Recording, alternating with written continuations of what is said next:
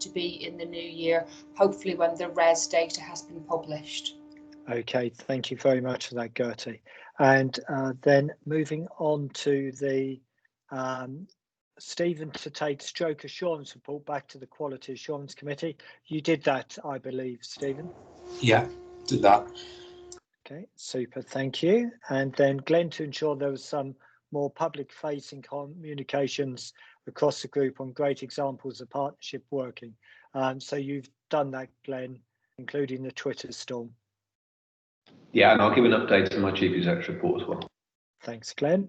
And then the FPC to gain an understanding of flow data in detail by ward. Stephen, we're going to take that forward as part of the Medicine Directorate. Yeah.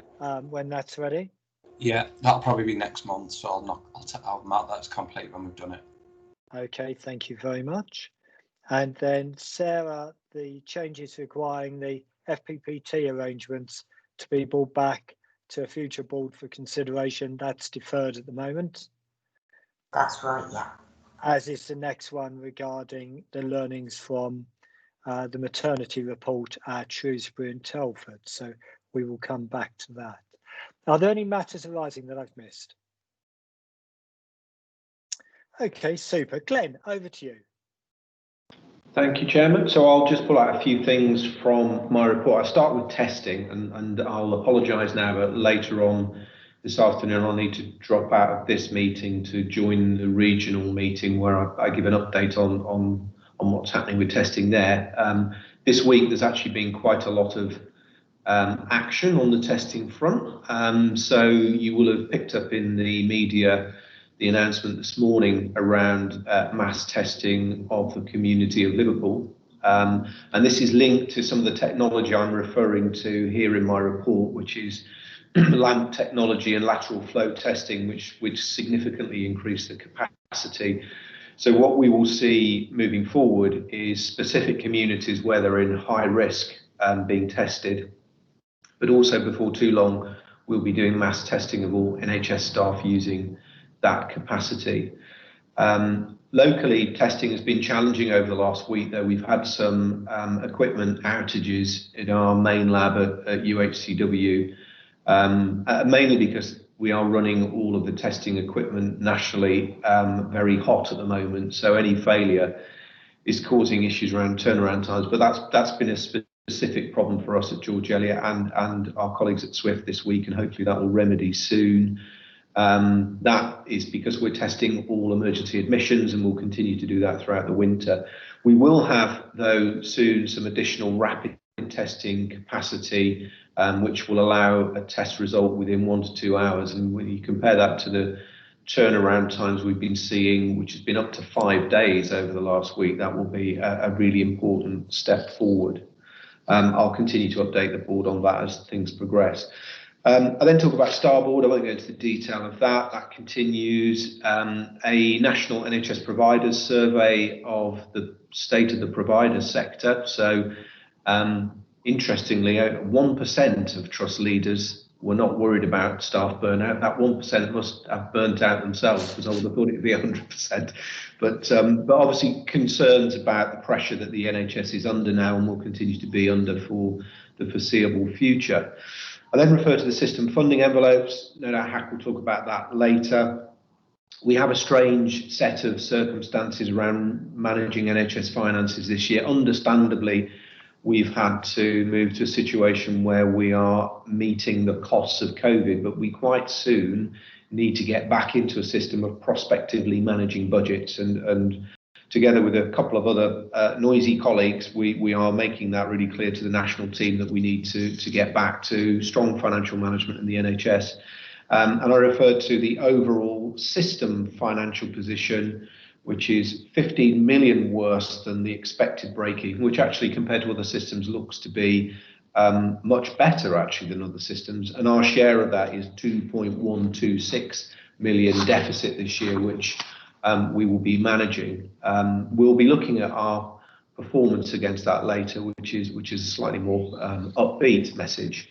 And then finally on the last page, and this goes back to the action point from the last board meeting, recognising some of the good practice that's going on across the group. We took part in NHS Fab Change Day, as it was called, on the 21st of October, and all 3 trusts in the group were tweeting some of the innovation that they've implemented, which was really positive to see. And also contributed to an international event. Our lead for improvement, Ali Bolton, was part of that global solving system stuff presentation. And then what I will be adding to my report each month is a little section about something that's going on in the organisation in a little bit more detail. So this month I referred to the Surgery Directorate. We've obviously recently opened the Captain Tom Moore unit, and it was open to significantly improve our throughput. And so it's great to see the high volumes of activity that have been able to go through that unit. Despite COVID, we're managing to operate those green pathways and delivering elective care to our patients and reducing the waiting times that have grown up a little bit over the last few weeks and months, and also noting cancer performance. So again, this morning we spent some time at workshop having a look at that, and that's good to see an improvement in those figures. That's all I wanted to highlight. Thank you very much, Glenn. And again, for members of the public, this morning we had a really great presentation from 2 of our AHP, Allied Health Professional Leads, briefing us on how they had been able to support the frontline and patients and their families by changing work and generally being very agile. So that was good to hear as well. Any questions or perspectives to Glenn? Julie? Thanks, Glenn, very much. Thought this report was really useful and pulled things together in a really concise way. I've just got one question. I know you said the work of the STAR board was continuing, but I just wondered if next time that we could have an update on what we expect the outcomes to be from each of the workshops and likely timescales. Yes, I mean I can give you some headlines from them. I did seek permission to give you a little bit more information this month, but it wasn't granted. So this work is underway, which will then go back through the STAR board and will need to go back through the regional team. But the expectation is that we come up with a new operating framework that's operational from April of next year, as well as a number of other work streams that are referenced here, particularly things like our recovery and ensuring that we address the inequitable access that we have else in the system. So I'll tell you what I can tell you next time, Julie, but it may not be the full detail because that needs to go through a process. Thank you very much, Glenn. Okay, just a little bit conscious of the time. We've got a lot to cover. We'll therefore move on to the Restore, Recover and Reset programme, which we had an update on in board workshop this morning. But Hack, what would you like to pull out? Yeah, I'll just pull out some highlights. So the Restore, Recovery and Reset programme is supporting delivery of the triple aims to prepare for winter, manage COVID impacts and keep elective activity going. And as you can see from this and other reports at board, particularly the integrated performance report, that the elective recovery is going well and broadly on track, and that's supported by improved processes for getting new green pathways approved and signed off from an infection control perspective. And we're also in the process of implementing a bed and patient tracking system that should also help with managing the flow of patients throughout the hospital.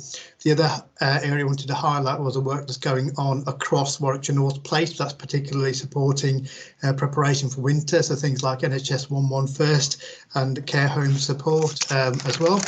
And the final point I was going to draw out, Glenn has already touched on, which is the Fab Change Day. So that was a really good event in terms of sharing, learning and experiencing and celebrating some of the good stuff that's going on. You can see some examples of some of the tweets within the report. They will be all reflected on our new webpage for improvement stories on the intranet site. And we've also used Fab Change Day to launch Perfect Month for ED ahead of winter in terms of helping us to prepare for winter. The story that we're focusing on this month in terms of improvements was on health and well-being. So I'm just going to ask Gertie to draw out a few key points from all the work we're doing to support our staff, as that is clearly going to be a key issue over the next few months. Hand over to Gertie. Thank you, Thank you, Hank. Thank you, Chair. I'll take the report as read. It's just really to highlight the great work we've done in terms of supporting the well-being of our staff, and again reflecting on the conversation we had in workshop this morning about the health inequalities across our area and the health needs. Making sure that our staff have good focus on their own well-being enables them to support our patients and in fact our staff are members of the community. So making sure we've got positive health and well-being for our staff helps the community. But you can see there's a wealth and range of interventions we've put in to support and reflect and support the well-being of our staff, but also to thank them for the work that they've done. I'm working very closely with our NHS charity and the George Eliot charity, and our thanks to Anil, who's been a great supporter of improving the health and well-being of our staff. It's also been about improving the leadership offering we have, because good leaders obviously will improve and care for their staff, and we know that well cared for staff provide better patient care, and this is all in our aspiration of creating a culture of inclusion and kindness and joy, so that we have staff who can focus on providing the best patient care possible. So the report speaks for itself. Thank you, Chair. Thank you very much, Gertie. And for members of the public, we did spend quite a lot of time on cancer and elective recovery this morning. Any questions or perspectives from colleagues? Okay, thank you, Gertie. Thank you, Hack. And we'll therefore move on to the Warwickshire North Place update. And again, this morning in workshop, Jenny led a very interesting discussion on our place update. Jenny, what would you particularly like to pull out? So I'd just like to pull out the fact that we've now signed off the agreed priorities as our place executive. So we are now working with the delivery programmes to deliver those. In terms of taking that delivery programme forward, some key achievements this month have been, we have actually started our programme of work with our PCNs for mental health liaison, and that's gone live. We've also gone live with our care home project around Docabo, which is remote monitoring, and we're rolling that out in the first 5 care homes. And we are progressing with a piece of work, as we've heard and discussed today, around health inequality, specifically focusing on smoking cessation, obesity and mental health. And those would be the key things I'd like to highlight for today. Thank you, Jenny. Any questions or perspectives to Jenny? Stephen?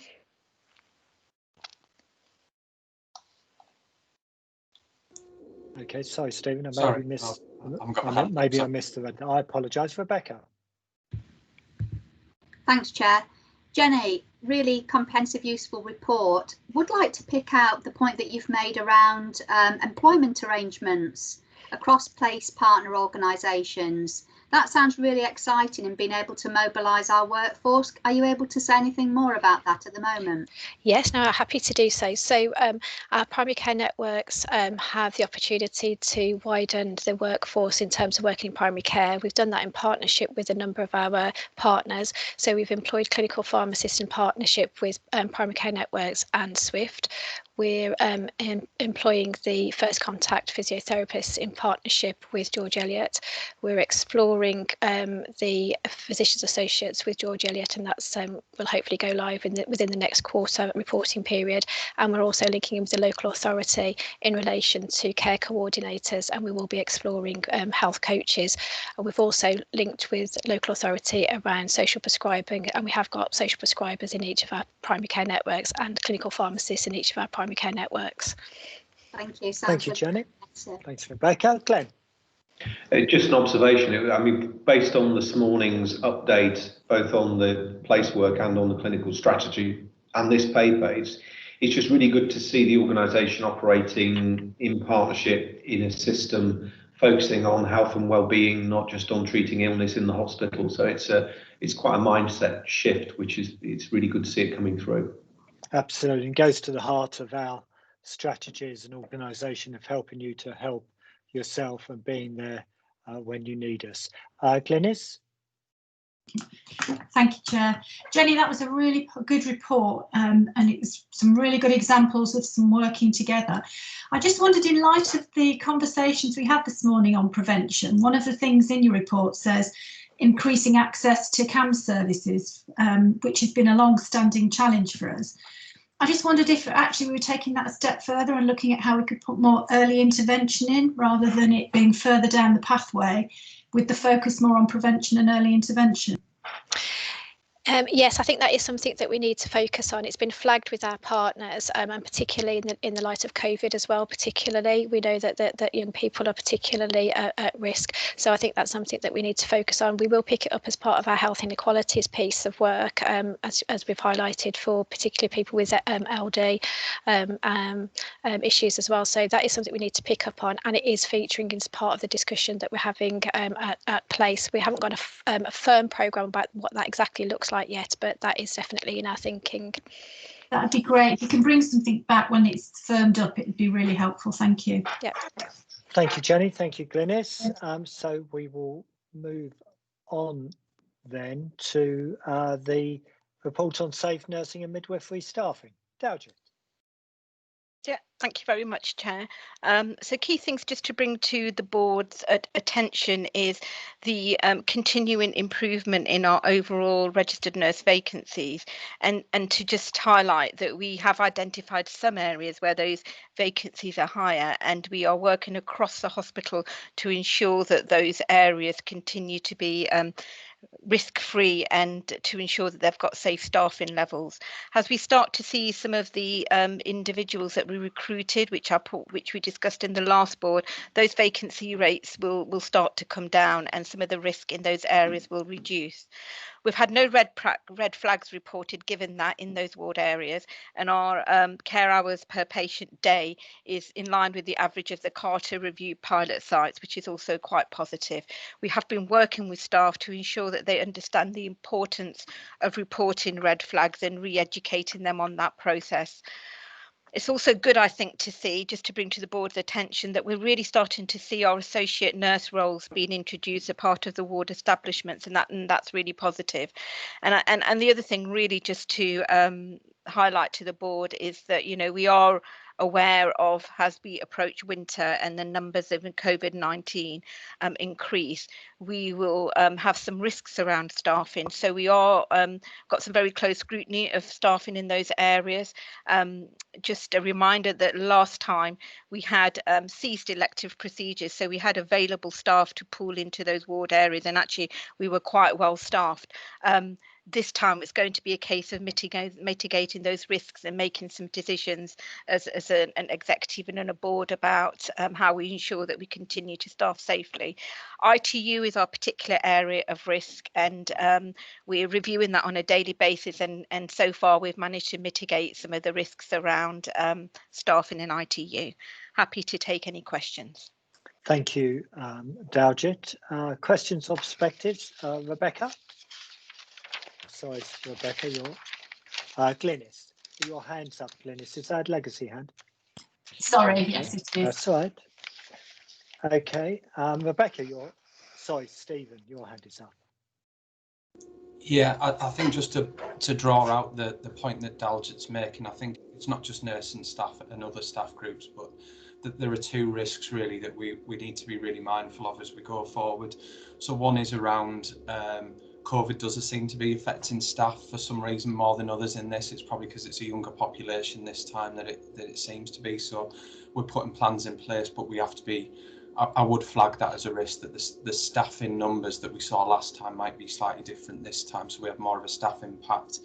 And I think it's then the mitigation that we have to do, again trying to do the elective and the work, so it is quite different to the first wave in terms of we were able to redeploy huge chunks of staff from other areas, and we're trying not to do that this time, because obviously there's harm to that group of patients that we don't see as well. So I think it's just to flag the risk. We've got mitigations, but I think we have to kind of play that to board quite strongly.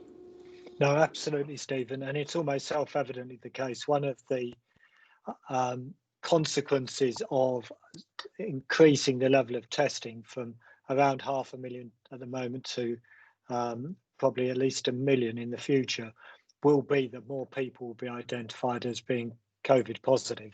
The more testing you do, the more people will find who are COVID positive. So that's definitely going to have an impact on our capacity.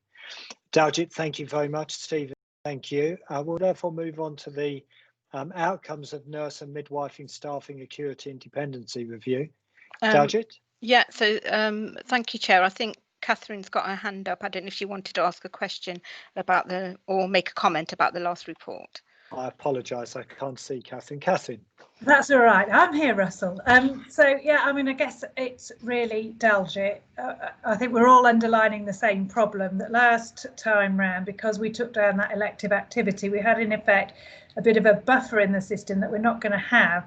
And I'm just wondering if you're able to sort of really quantify a bit more, if you're able to. I know you said ITU is a risk, but how challenging do you think that is going to be, or in terms of the aspiration that we've got at the moment to continue our elective work? I think it's going to be very challenging, Catherine. So in our current status, we have had to take staff from other areas and therapies, as we highlighted this morning. So the plan to mitigate at the moment is that we're actually making a list of all those staff groups that supported ITU last time, and got a bit of a plan about where we would go to if we needed staff, but we're asking those areas also to risk assess what the implications of moving staff away from those areas would be. And as Stephen has said, it's something that we're just going to need to all work together on, and to understand about how we continue to deliver electives as our patients, number of COVID patients increase. So, and also to remind the board, if you remember, I brought a staffing risk assessment to the board regarding what we would do if numbers of staff if our staffing levels really reduced, and how we would ensure that we would continue to provide the best care that we could. In the most extreme circumstances, there'd be some areas that we would have to look at that we couldn't do, and that's a part of the risk assessment that I brought to the board. So this is something I think we have to keep a very close eye on. Absolutely, and be agile, as you say, and understand the challenges. I know you and Catherine and Stephen in particular with David will be managing. Can I ask Catherine to take her hand down? That'd be great. So colleagues, happy to move on? Okay. So we will then move on to the outcomes. Lovely. Thank you very much, Chair. So this is the outcomes of the acuity and dependency review that was undertaken in July 2020. So a big note of caution with this report, because it was actually undertaken in July. And at that time, we had a number of ward areas. As we know, we had reduced our elective, well, we weren't doing any elective activity. Our bed occupancy was low. We'd redesigned our wards to support COVID, and would pool staff into those very busy areas. So therefore, the report does read as if we are over established, but as I've just highlighted in the monthly report, we clearly aren't. A number of organisations didn't do their acuity reviews. We made a decision to do them because it was a really good education process. We had staff available who were experienced in doing acuity reviews, and we took that opportunity for them to work with the ward managers. So actually the data was quite robust this time round. So for these reasons, we have concluded that we do not need any extra staff for our general wards. The report also highlights that further assurance is required for maternity and for children's assessment unit and for SCABU. That will be forthcoming in future reports. We're just looking at our approach and methodology to that, and then how we're going to benchmark that. And finally, I just wanted to highlight that we're revisiting some of the transformation work, and in our future reports we will be looking at 3 elements. So over the transformation work, we had agreed that we would have an establishment, we'd have an uplift of 21%. So we're now looking at whether we've taken feedback from our staff about whether that has been supportive to them, and so we are looking at what might happen if we went up to 22%, which is also benchmarking with our foundation group colleagues as well. We're also looking at the element of strengthening the supervisory element of our ward managers, again benchmarking that with our foundation group colleagues. And finally, one of the key bit of feedback from the ward managers and the matrons during the transformation work was about strengthening practice nurse development within their directorates, which is really key in terms of workforce recruitment and retention. Thank you Happy very to much, take any Dalgit. questions. Any questions from colleagues? Please raise a hand. So, Rebecca. Thank you, Chair. Dalgit, mindful of what you've said in regards to special care baby unit and maternity and their acuity reviews forthcoming, I just wondered if you could give us assurance in regards to, say, staffing levels, particularly in those areas at the moment. So thank you very much. So the hazard report highlights, we did include those wards in the actual professional discussions, and that's where we got the assurance from the ward managers and the senior nurses that staffing was safe in those areas. Maternity use a different type of tool, Birth Rate Plus, so they're just in the process of collecting that, and I hope to bring a report to board early next year regarding that.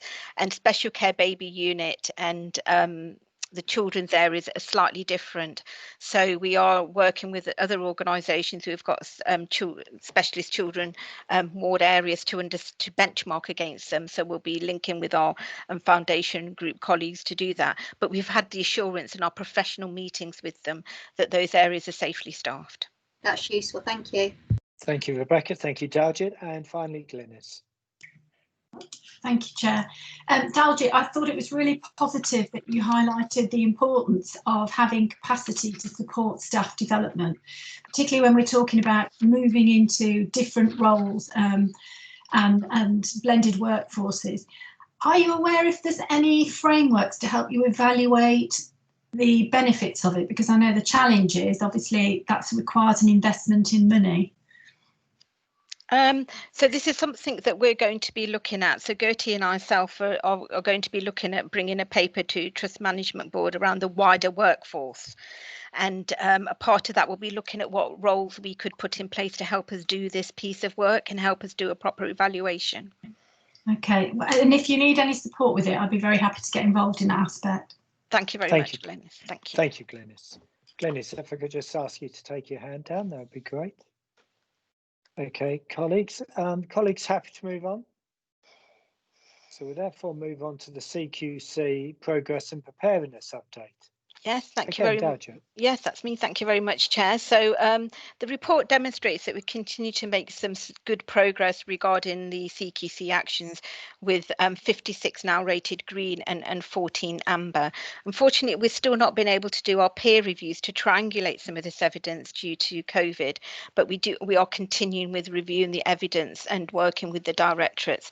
Our coordinators are now all in place, and early signs are that they are doing some really good work in reducing incidents and that are open, and also in complaint responses, and they're starting to move into some of those governance areas as well. So that's really good, and they've only been in post 2 months, so we're looking at some really good work being done by them. The other thing to highlight was that we put a letter together for the CQC regarding the removal of the section 29A notice, and Glenn is in discussion with the head of inspections. We understand this isn't easy to do because the current legislation of the CQC doesn't allow a section notice to be removed without a formal inspection and taking place.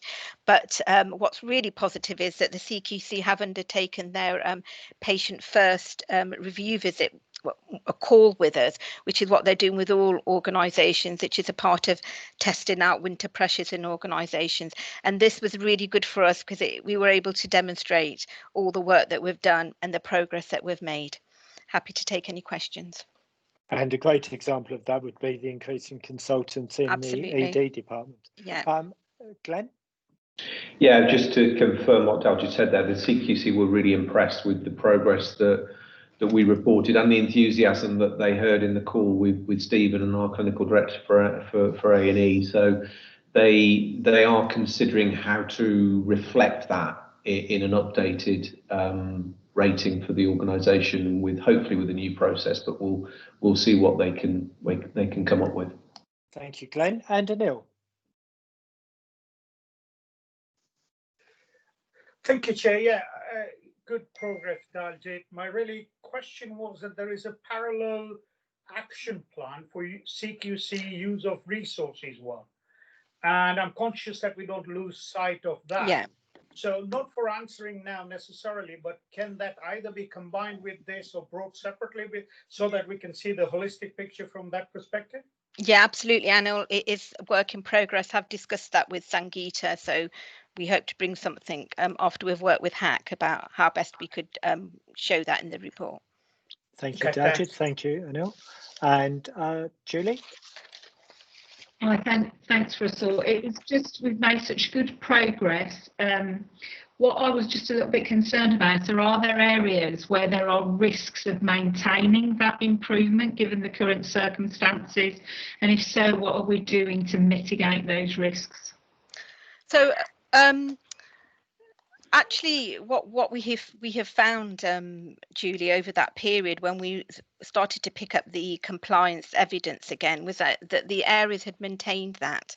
I think the mitigation this time is that we've got the quality governance coordinators. So we've got regular meetings in place every 2 to 4 weeks with each directorate to go through their CQC action plan and the evidence, which then gets signed off by the director level leads.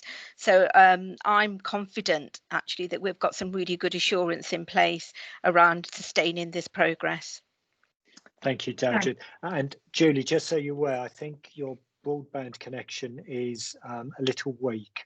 And if I can ask all colleagues to take down any raised hands they may have. Colleagues, happy to move on? So we therefore move on to the mortality learning from deaths, quarter 2. Catherine. Okay, so I need to inform the board that we remain an outlier both for SHIMI and HSMR in the period that's covered by this report. The main factors that are affecting our mortality rate within the organisation are a reduction in the amount of elective work that has been done over that period in comparison to the number of emergency admissions, a lower than average palliative care coding compared to the national picture, and a lower than average same-day emergency care coding, which is now being rectified because we were coding all of our SDEC activity as outpatient work instead of inpatient work, which makes a big difference in terms of the denominator for mortality. Whilst our elective work within the trust is increasing in line with the restoration work programme that we've been talking about, the board should remember there's a 3-month lag between the figures that we're reporting today and what's actually happening in the organisation at the moment. Add to that the difficulties we've got with COVID, that COVID is not, the systems that we use were never designed for a pandemic. So HSMR and SHIMI do not take account of COVID in their figures, which makes things a little bit difficult to interpret, or will do as we go further on through the year. The board needs to know what conditions contribute to our underlying sepsis, underlying mortality position. I've given the game away there.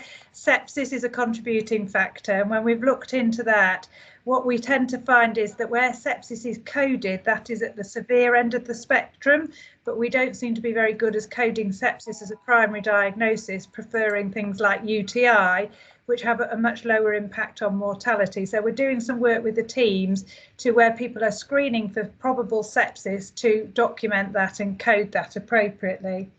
And you'll see in the paper the other conditions, acute renal injury, liver and alcohol related issues are contributing conditions. You'll notice that the number of deaths in this quarter has fallen considerably. In the same period last year, we reported 200 deaths in this quarter, and we've reported 157 in this quarter. And obviously last quarter, we reported a much higher number of deaths due to COVID. From learning from deaths, you'll see that 66.9% of our deaths were reviewed by the medical examiner. And in total, 90.4% had either a medical examiner review or a level 1 review because of our commitment to review all deaths in the organisation. And I'm very pleased to report that in this quarter, there were no deaths considered to be very poor care through structured judgment reviews. Our mortality improvement plan, which focuses on some of the things I've touched on, sepsis, coding, etc., is what underpins the work that we're doing in order to improve the position. And we are working with Wye Valley, who've had a lot of success in this area, and sharing learning from across the system. You'll see also in Q2 we reported 12 COVID related deaths, so that is a very significant reduction compared to the first quarter. And a little bit of good news to end on, we've just got the shimmy results for the next period, and we are now back in line with the expected range, so 113. So that's a bit of good news to trailblaze it for next time. Thank you very much, Catherine. Any questions or perspectives to Catherine? Simone? Thanks, Catherine. Really helpful as always. Can I request either at a future board or at possibly a quality committee we hear from a medical examiner in a bit more detail about the work that they do? We've had one now for a while. We've had this process in place. Just think it'd be really helpful to understand it from their perspective. That's a really good idea, Simone. What we've said through QAC is that we'll do a board development workshop, so I could incorporate it as part of that. And I think just picking up on some of the underlying issues that we have in the health profile of the population we serve. We had a really good presentation this morning from Jenny and Yasser from the Clinical Governance Committee, CCG, and the local council on our JSNA, which had the health profile for our local population, which sort of is part of the challenge we have collectively with those that we serve to try and improve the health outcomes of our population. But it does go back to some of the challenges we have on things like alcohol abuse in pockets of our population. Okay, colleagues, happy to move on? Could I just mention one thing, Russell? Sorry, my hand's up. Just briefly, as Catherine suggested, there is a good opportunity here for us to do some more work across the group, looking at mortality and improvement plans. So that's something that the medical directors will be in discussion about. Okay, great, thank you. Apologies for colleagues if I'm missing a raised hand. Microsoft Teams has updated on iPads overnight, and it's got a different way of presenting hands up to me, so I apologise if I'm missing you on occasion. So we'll move on then to the Maternity Safety Improvement Plan. Daljit, back with you. Yeah, thank you very much, Chair. So really to draw out the key highlights of this report, first of all, to acknowledge that there is a national focus on safety with maternity services, which we're very mindful of. So we are reviewing reports that are coming out and doing a gap analysis against them. Obviously, the SAS report hasn't been published yet, and we hope to bring a more comprehensive report about maternity services through to QAC in the near future. So this particular report focuses on two national documents which were published in 2016, which was a spotlight on maternity and the safer maternity care. And overall, the report demonstrates in the action plan that the maternity services are making some good improvement to implement some of the ideas that are within that report. The key bit, which is red, which also is highlighted in the CNST report later, is really about the MDT training. The team had planned to attend the prompt training, which is national training, and to develop a train the trainer package. Unfortunately, due to COVID, that was suspended. And more recently, we've received an online version, which is being reviewed. And in terms of additional mitigations, the maternity unit has now picked up local multidisciplinary training in line with the skills drill approach, which we've brought to board on previous occasions. Happy to take any questions. Sounds like you need a glass of water there, Daljit. Any questions or perspectives to Daljit? There goes a gin and tonic. Okie dokie. So moving on then, if colleagues are happening, we're covering a lot of different ground today. We've got the NHS National Core Standards Report for Emergency Preparedness, Resilience and Response. Stephen? Yeah, I'll take the paper as read. There's just a couple of things that I really want to draw out. We've been asked to do a report on something slightly different this time from the usual report that we would do, which is that we've been asked to undertake some reviews, particularly around the first wave of COVID and what went well, what we've learned, and what we've done since, and also around our preparation for winter. I wasn't going to touch on winter so much because we had quite an in-depth discussion around that at last board, and we went through the winter plan. So the bits for me are, I can confirm that we've had 2 reviews.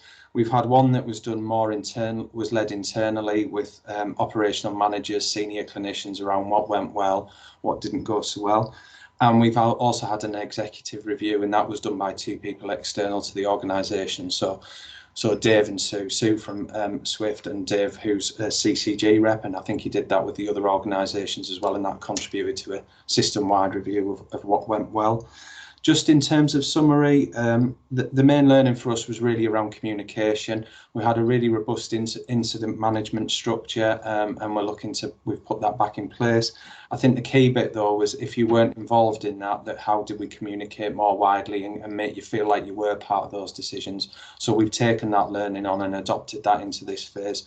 So we run a series of clinical meetings where anybody can drop in, and we kind of present back and say, this is what we're thinking, and then people can challenge it. And I think it's given a more kind of fruitful discussion and more robust implementation plans when they go forward, because I think people feel a bit more bought into it.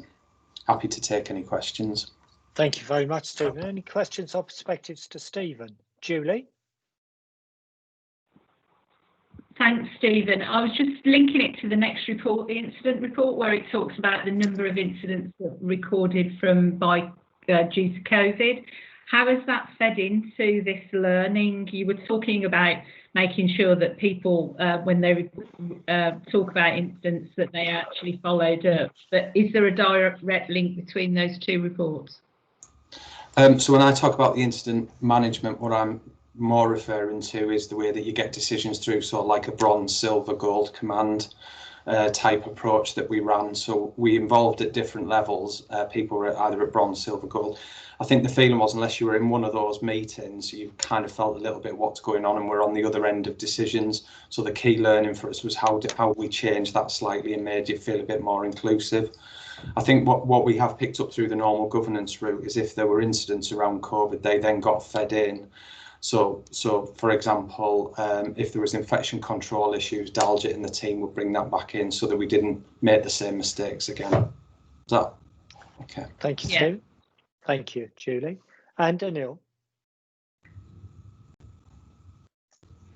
Thanks, Stephen. There was few reactions in terms of learning around some groups of staff feeling they were on their own, left on their own, and I'm just wondering whether that is part of your learnings and next steps on that. So I think that really reflects, as I was saying, if you weren't in those meetings or it wasn't communicated well, you could kind of feel a bit done too. And I think when we heard the presentation previously from AMU staff, they went through quite a significant change because AMU became a COVID positive ward. So I think that's how we've learned some of that, is to get them to make sure that we keep communicating with them, explain our reasons and if they've got any feedback or different ideas. So I think it's widening the membership of those groups that we had, I think will be key to that. And then I think the other bit that goes alongside it is that wellbeing checks. Again, what we heard from the staff there was it wasn't just the decisions around it, it was peers and colleagues that they suddenly disappeared off the ward. I think there was some clinical nurse and they felt a bit isolated with that. So that's we've made sure we feed that in as well, so we don't repeat that. Thank you. Thank you, Stephen. Can I ask colleagues to take down their legacy hands? Any other questions or perspectives? And Glynis. Yeah, thank you, Chair. This is really helpful, Stephen. I just wondered, because one of the issues that have come up is the pathology network and the testing. And some of these things are not actually directly in our control. There's things that we can influence, things that we can't. So I'm just wondering, are you confident that things that are outside of our control, we've actually influenced sufficiently, so we are well enough prepared? Yes, so there's 2 bits I would draw out from that. One is that the learning that we did when I said there were the external people, and they've done that with each organisation, so then that gets collated as a whole, so there's a system learning rather than just an individual George Eliot. There will be bits of it that are specific to us, but there's a lot that works around. And I think that has been reflected. So David referred earlier and Glenn in his report where he mentioned around testing. So what we've seen is a response from the incident management in the system, which is around we can raise it at silver, and then there's a gold executive discussion on it where decisions are then made about how we address that. So I think that learning has been taken forward, and we've seen that in the recent issue around testing. Okay, thank you. Thank you, Glynis. Okay, colleagues, so I think we will now move on. Thank you for your questions, and Stephen for your clarification. So we're then on to the incident report for Q2. Catherine, what would you like to pull out here? So the things I'd like to pull out of this report are the good progress that we've been making as an organisation on closing overdue incidents. We're not quite where we need to be yet, but in the last quarter there were 713 open, and this quarter there are 586. And if you think back, that I was reporting thousands of incidents being open in a quarter, so really significant progress being made by the teams there, so that we can encourage the culture of making sure that we learn from incidents as soon as they occur and share that learning with the teams and the people who've reported the incidents. It's pleasing to see that there have been no never events in this quarter.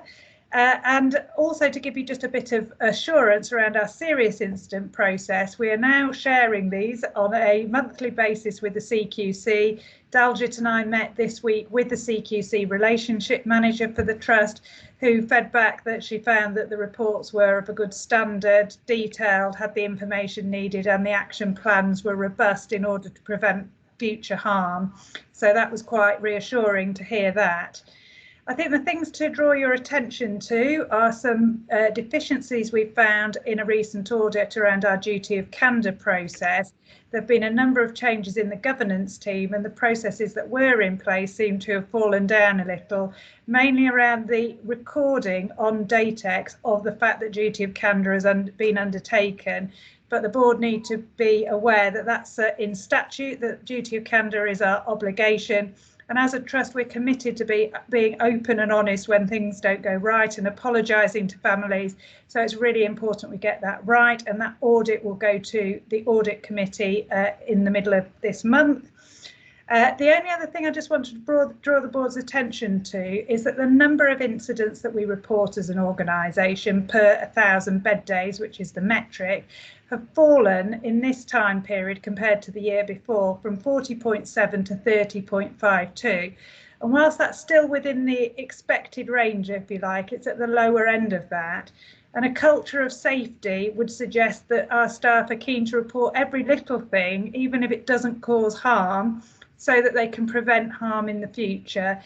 So we spent a lot of work, I think Anil and Rebecca will be able to testify, that through our finance performance executive, we were really asking the directorates to think about how they encourage incident reporting within their teams and spread that message back down to staff at every level. Super, thank you very much, Catherine. Questions or perspectives to Catherine? Okay, thank you very much, Catherine. We'll therefore move on to the performance part of the board report and the integrated performance report. Over to you, David. Have we missed out the Guardian for Safe Working? I apologise, Catherine, well spotted. So the Guardians for Safe Working Hours quarterly report. Again, Catherine. Okay, right, so just to let the board know that in this quarter there were 4 breaches in surgery and 5 in medicine. Those were all for overtime, with one exception, which was for arrest breach, for which the trust received a fine. The report highlights some of the changes that we've made in response to the feedback or what we're learning from these breach reports. And you can see on the gastro ward, where we received 23 breach reports in February, we've reviewed and refreshed the staffing on that ward and only received 2 breach reports since that time. So you can see a direct correlation between the information we get and what we're doing. You board members may not have seen it because unfortunately it went out late due to an administration reason, not my disorganisation. A paper which describes the work of the Junior Doctors Committee and the Junior Doctors Forum, and I've put that in so board members can have a look at the work that that group is doing. It's a bit like shared decision making for junior doctors, but they are making a huge contribution to improving junior doctors' lives by the issues that they raise, and they are helping to solve themselves. I thought it was important to share that with the board. That was great, Catherine. Thank you. And it would be really good to get that body to one of the board workshops to do one of the first sessions. It would be good to hear from our junior doctors on their experience. We could ask Hope Poole, who chairs that, to come and present. That would be wonderful. Okay, so leave that with you, Catherine and David, to coordinate. Any questions or perspectives to Catherine on the Guardians for Safe Working Hours report? Rebecca? Thanks, Chair. Catherine, absolutely. I can certainly attest to the co-construction with junior doctors in regards to the issues they raise and how we're working together with them to look at better strategies. The one thing I want to pick up is in regards to this consistent theme regarding overtime. And whilst I'm fully assured that that's been addressed, is that something that's becoming detrimental to us in the ways that junior doctors evaluate their experience with us at George Eliot or not? I don't think so. I think it's that, so the Guardian for Safe Working was brought in order to prevent trusts from just sort of, in my day we stayed and, no sleep and all the rest of it. And actually when we induct our junior doctors now, we say to them repeatedly, you must not work over your hours that you're employed for. It's not, it's not what we want to see. You're being paid a wage and we expect you to turn up and work during that time, but we're not expecting you to work for free or and actually the reason for this is it's a signal to say to us, have we got the right number of juniors in the area to deliver the work that we're doing? And I think you can see in the example I've just mentioned from gastroenterology, where that's flagging a problem for us, we're trying to look at our staffing with a fresh pair of eyes and then adapt to that. So I think it's intended certainly to be a safety mechanism, and that is certainly the spirit in which we're employing it in the organisation. Thank you, Catherine. I do think it would be good to have the JDF and its presenters. It's also worth just saying for members of the public, I am very aware of the phenomenal hours executive directors put into the running of this trust. I know you don't work 9 till 5. I know many of you are there soon after 7 and work 11 or 12-hour days regularly. So on behalf of the public we serve, I just wanted to remind members of the public on the call how phenomenally hard the executive directors do work. Their weekends are often disturbed, and I know our frontline teams work exceptionally hard as well, but so do our executive directors. Gertie, I did see your hand up, but it's gone away. Are you okay? I was just going to follow with Catherine to say that it's a contractual requirement for our juniors that they raise these issues, and it is very much about safety. I mean, in my career, I've seen our trainees go from 102 hours a week and 104 hours a week to the 48 hours a week, and this is very much about caring for our patients and caring for them safely, and embedding that career and that concept of raising concerns and doing it rightly in the way of raising incidents as well. So this is about making sure that we're providing the best care in the safest way we can. And Catherine's absolutely right that that's the culture that we're seeking to instill, not just here at George Eliot, but across the wider NHS, because having tired and untrained doctors and doctors who aren't fit to learn isn't what we want to do. So it is really about, it's not an issue of overtime or of money, it's about safety and better care. Okay, thank you very much, Gertie. Absolutely right. So moving on then to the integrated performance report. David, in summary, how are we doing? Yeah, thanks, Russell. So this is the second of our developing report, including SPC methodology, and you can see that we've added 4 additional elements to the report, either in a chart or table form using that SPC methodology. So hopefully people are finding that useful and very helpful to have feedback if people are kind of using the charts now and have anything to say. I'd be very happy to receive that. In terms of how we're doing, we've covered off the mortality challenge that we face, and Catherine's talked to that in detail in an earlier paper, so I won't spend any time on that. In terms of A&E performance, we continue to perform quite strongly against the national standard, slightly below the standard where we have been hitting it.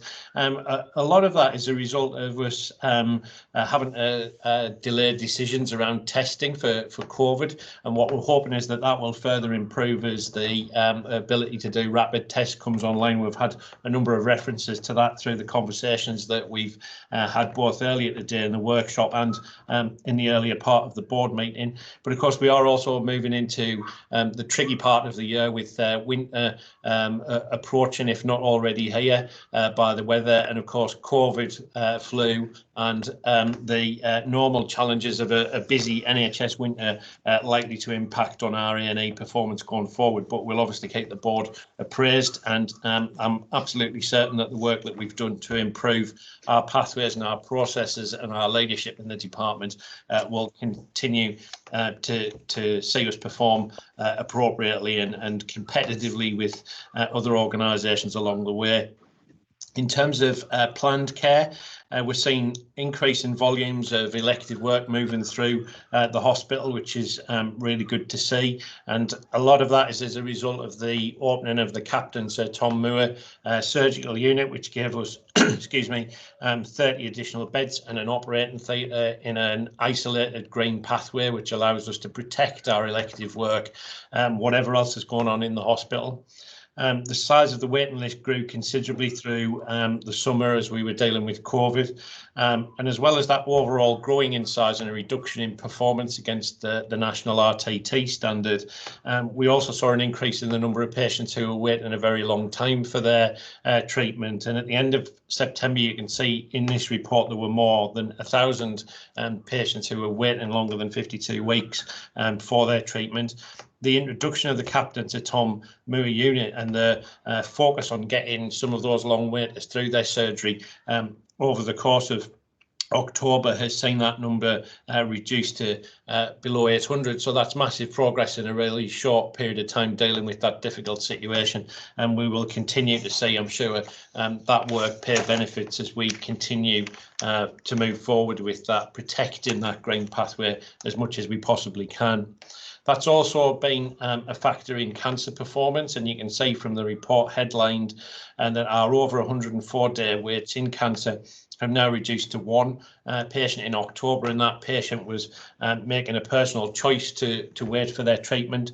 And that's probably the best performance that we've seen in this organisation for a very long time. So again, well done, and thank you to the teams of people who've been involved in that. And you can see that performance against the 62-day cancer standard has also improved from a position where 136 patients were waiting for longer than 62 days in May to that being reduced to 27 in October. And again, some really good work, not only in terms of capacity coming back online, but also in the way that we're planning and managing that work. So enhanced cancer pathway management work being introduced. So really positive stuff there. And then finally, just wanted to draw attention to the fact that the Trust Leadership Development Programme launched in late September, and this is something we've been planning to deploy for some time. We had to delay it by 6 months when COVID arrived, but we have got that up and running. And in terms of the performance benefits that we are likely to see, this will equip members of our leadership teams to use things like the performance reports and QSAR methodology around measures to improve in a real operational way. And so really important to draw attention to that in terms of all aspects of our performance across the organisation. So I'll stop there, and I and the team will pick up any questions that that people have got off the back of the IPR. Great, thank you. But really encouraging, isn't it, David, to see the impact on our elective backlog of the Captain Sir Tom Moore Theatre Award. And it does allow us to deliver the level of performance we want for our population. Yeah, I think there's probably more for us to think about, because the decision to deploy that unit was pre-COVID, and we were kind of identifying that we had a shortfall in bed numbers at that point. COVID has caused challenges with that in its own right, through having to manage green pathways and separate COVID work from other work, and also things like social distancing within the hospital. So there's more for us to do. We're not out of the kind of danger zone in terms of this, but definitely we'd be in much worse shape if it wasn't for the decisions that we made to deploy that unit. Yeah, and I think the other thing is, it's incredibly important for our partners in the ICS to work with us on mutual aid. We help them, they need to help us, and on certain clinical pathways, it's incredibly important that our partners work well with our clinicians to ensure the smooth journey for our patients along different pathways where we rely on them and our patients rely on them. Any questions or perspectives? Glynis. Thank you. David, I'm not sure if this is one for you or maybe for Daljit and Catherine, but I'll ask you things, you're there. E. coli, it's an area that we've been focusing a lot on. We've had a lot of discussions at Quack about it. And the Trust has put in a lot of work. We've got an app now for antibiotic prescribing.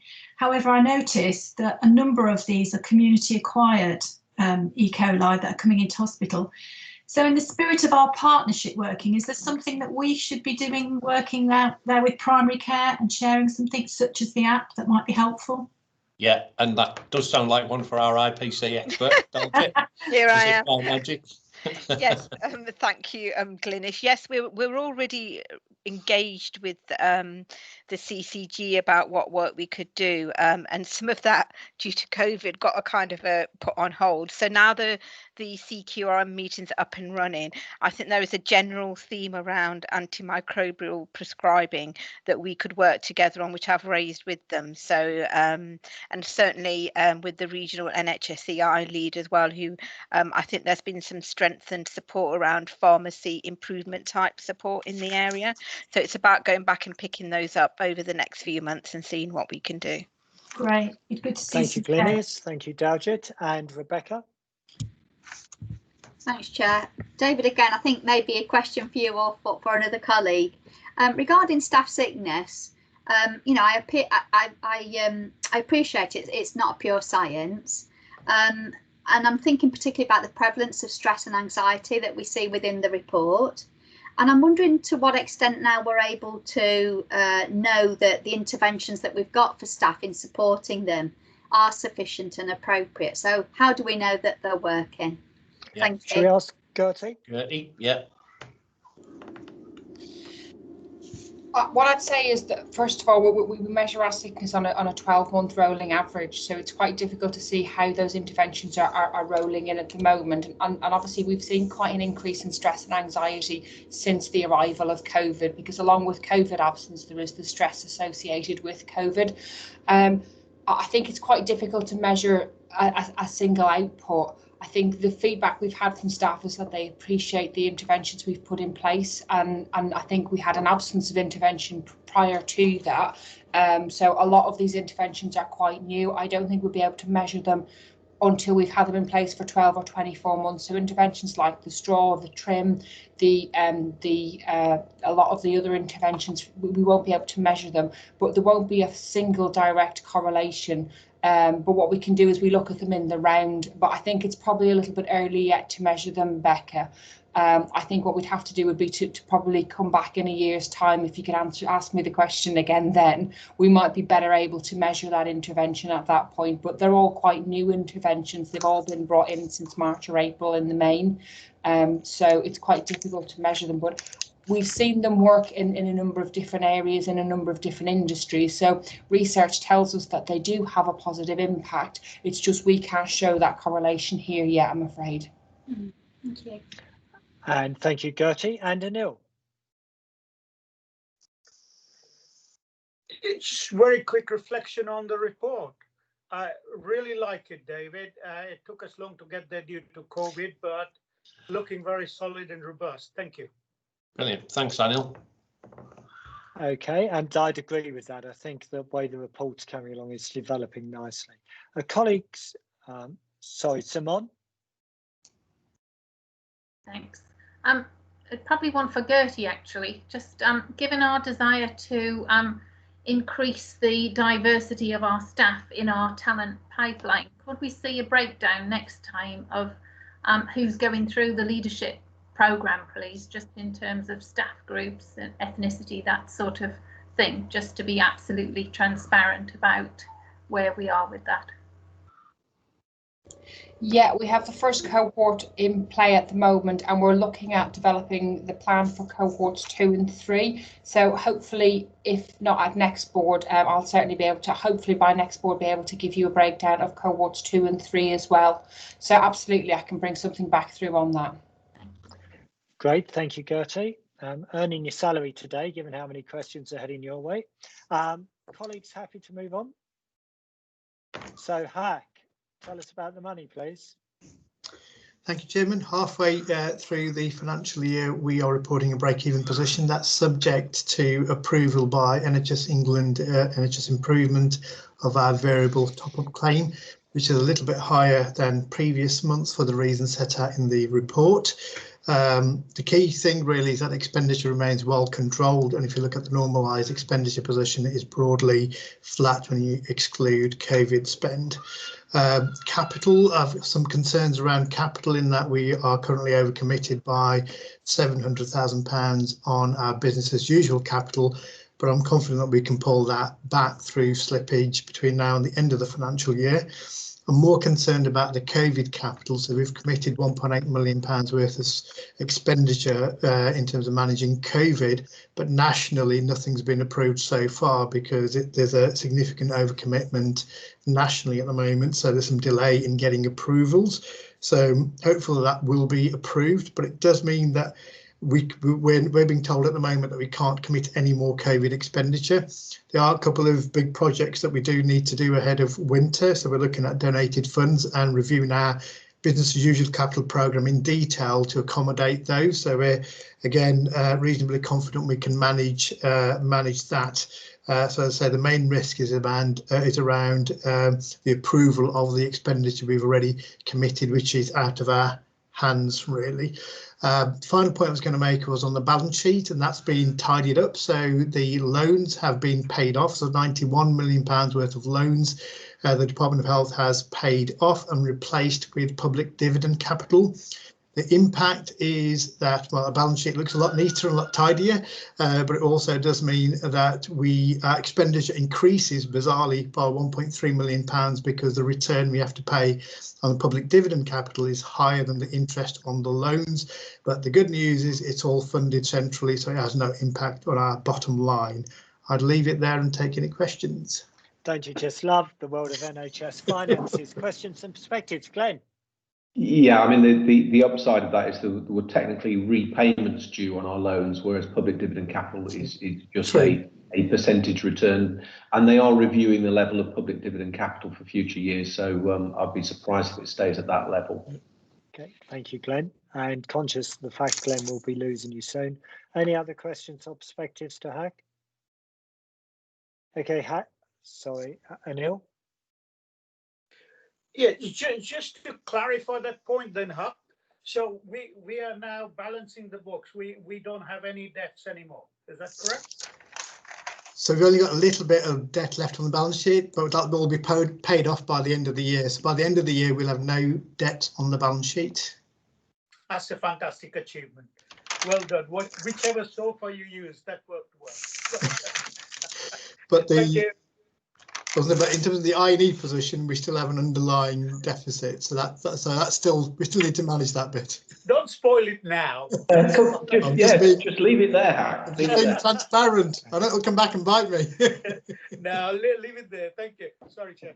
Thank you. Okay, thank you, Neil. So, and the outlook, therefore, to the year end, Hack, just quickly. Right, so moving on to the financial plan. So for the second half of the year, we've got a different financial regime where the funding is effectively fixed. And Glenn has already mentioned that following discussion with NHS England Improvement, we've submitted a planned deficit of £15 million of the STP, and our number within that is a deficit of 2.1 million. The key thing really for us is to again focus on managing our expenditure for the second half of the year.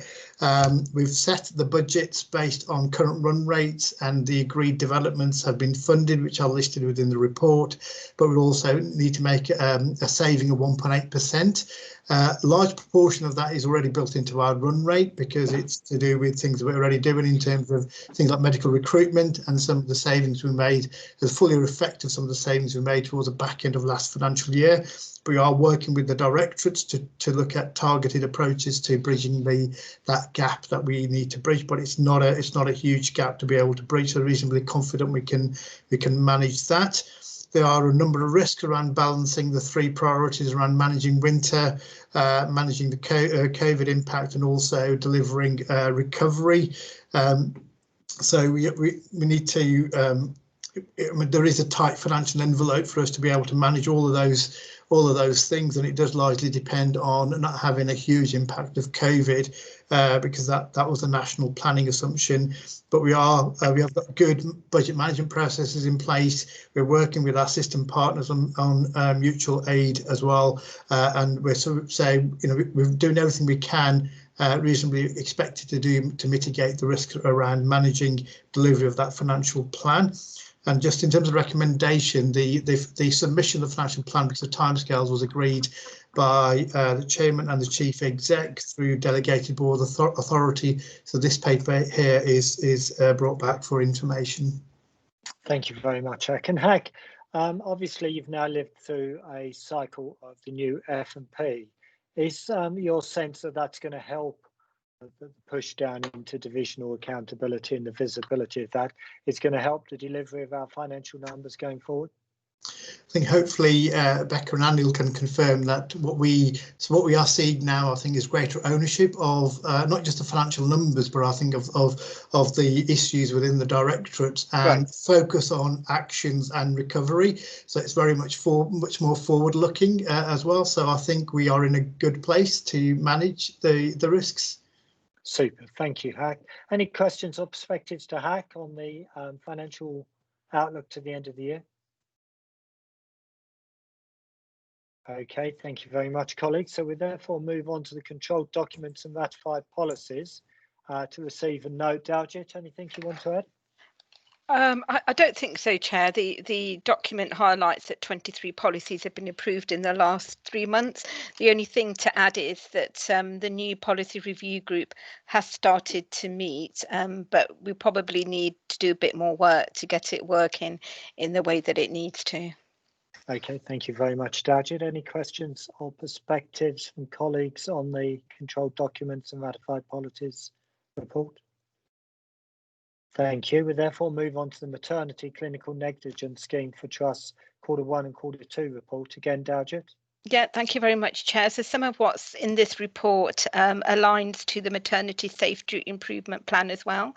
So the report highlights that we are now compliant with 5 of the 10 CNSE standards that can be evidenced in Q2, and that's an additional progress of 2 standards. I also just want to highlight to the board that a new CNST guidance report has been published. We are currently reviewing those. Our current trajectory is that we will achieve 9 out of 10 standards by Q4, but without knowing the detail in the new standards, we can't confirm that. I also want to point out that in the report that you've got, it was noted that CNST had gone back to some trusts who they felt submitted incorrectly and had asked them to repay their funding that was awarded. I can provide assurance to the board that did not include George Eliot. We have been working with NHS Improvement to ensure that the way that we're collecting our evidence is robust, and so from that point of view we can provide a high degree of assurance to the board that we are fairly tight on our assurance around CNST. Again, the main area that's flagging in the report is regarding the prompt training, which I've already referred to previously. Happy to take any questions. Thank you, Dalgit. Any questions to Dalgit? And Glynis. Just to make board aware, Chair, this comes regularly to QAC and there are very detailed discussions regarding progress, so I would endorse what Dalgit said. We're assured that they take a very thorough approach to it and have high hopes that it will achieve by May, which is the extended deadline. Super, thank you, Glynis. And any other questions or perspectives? Okay, Dalgit, thank you for your hard work on that. And therefore we move on to the proposed changes for the BAF and Corporate Risk Register review process. Sarah. Thank you. I'm happy to take the report as read, but I just wanted to highlight that the report published doesn't include the red text to show the changes in the flowchart on page 3. It's page 169 on the main meeting pack. So on step 2, it should have F&P NED highlighted in red and F&P committee striped through, which shows the change in the review process. So happy to take it as read and propose that this review process be approved. Thank you very much, Sarah. Questions or perspectives from colleagues? If you're not happy to approve, could you please raise your hand? Thank you, Sarah. That's been unanimously approved. Thank you for your hard work on that. We'll therefore move on to the subcommittee chairs update. And the first is a QAC from the 28th of September, which we have the report and the verbal update from the 26th of October. Glynis. Okay, thank you, Chair. We've covered a number of the reports that came through QAC as they've been on board agenda today, but just a few just to draw your attention to. Clinical audit, we received a report on progress. As you know, that was temporarily suspended due to COVID-19, and I'm pleased to report that they're making good progress to reinstate all the data collection, and we anticipate will achieve the deadlines, which is very positive.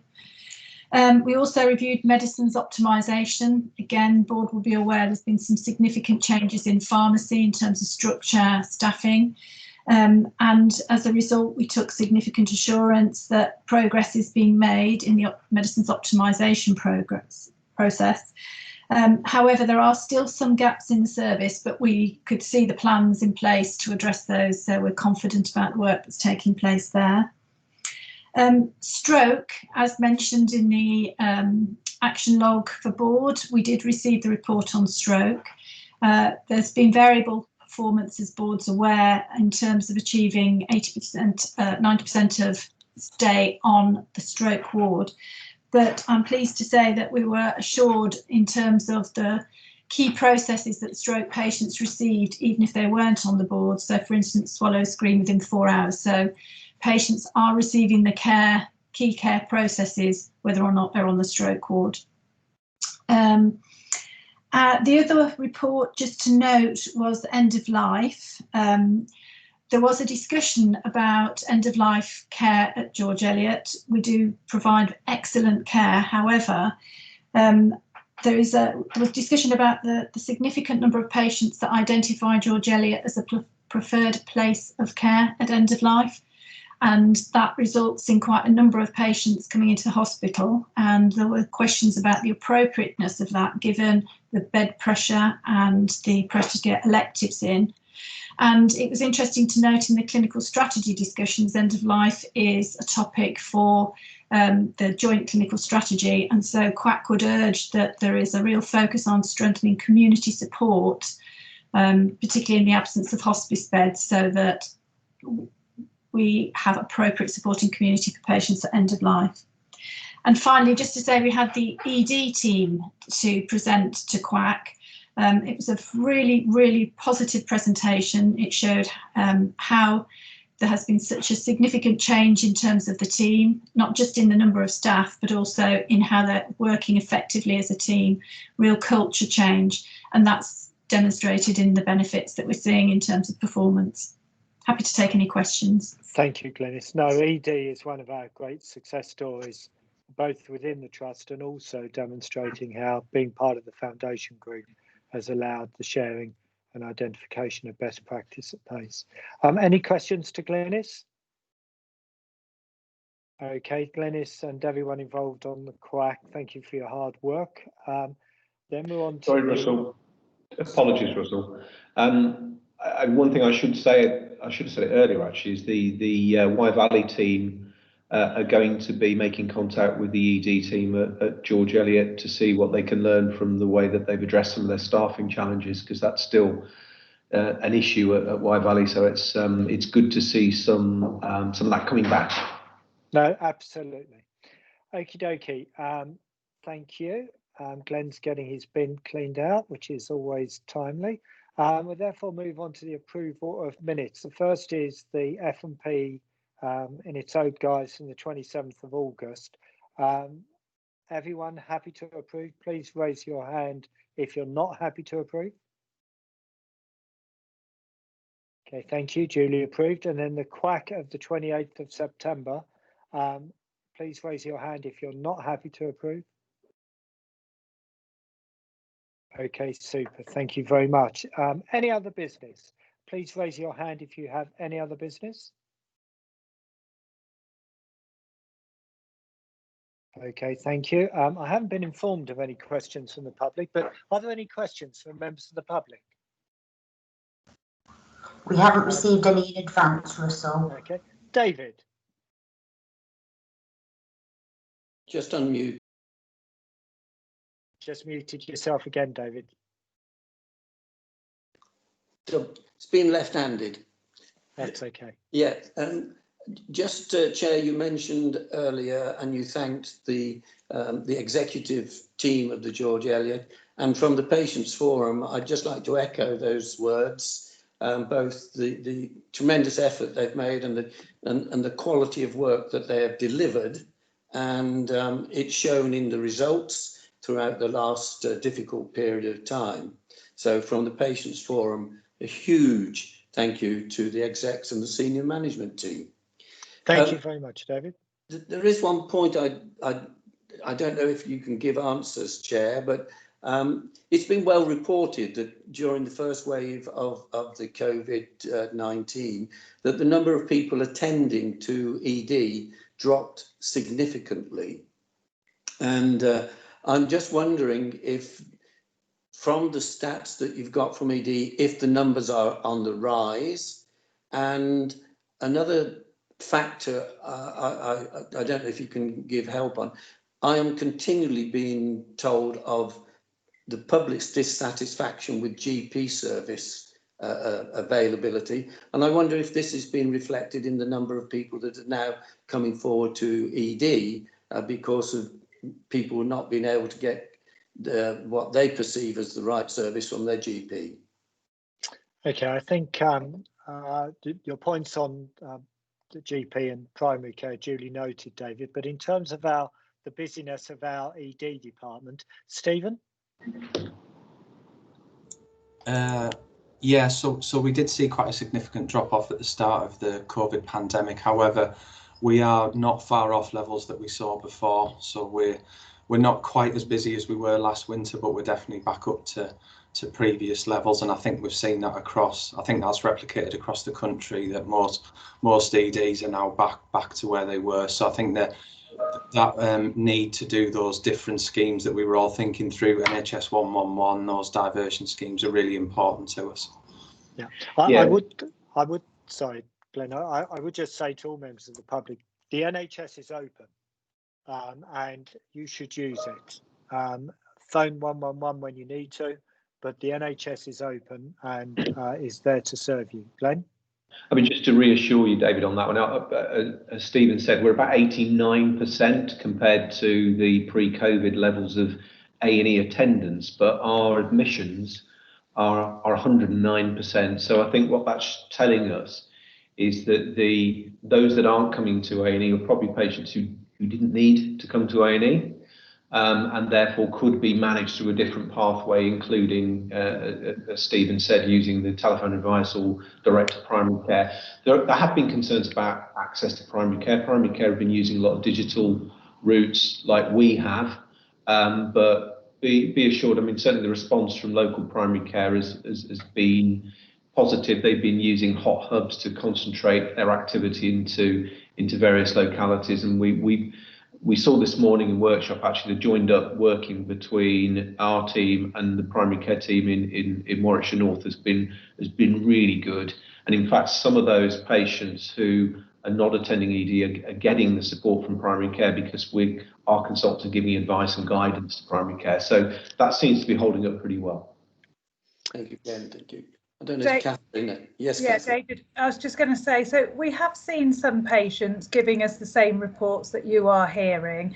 I guess I just want to reiterate a couple of things that other people have said. It's really, really important that the public knows that the NHS is open for business. That includes primary care, that includes our cancer services. If you've got chest pain, if you've got signs of a stroke, please come and see us, access care as normal, because that is really important, that concerns about COVID do not stop people seeking healthcare when they need it. And then just to say what Glenn said, so we are taking that concern to our colleagues in primary care through our joint working groups. COVID has brought us closer together between primary and secondary care in order to discuss some of these issues that previously we might have avoided because they're tricky. It's too important not to discuss these issues, and so that very issue is something that we're discussing next Thursday in terms of making sure that people can access care where they need it in the community, but GPs very much open for business. Thank you, Catherine. Thank you, David. Thank you very much, Chair. Thank you.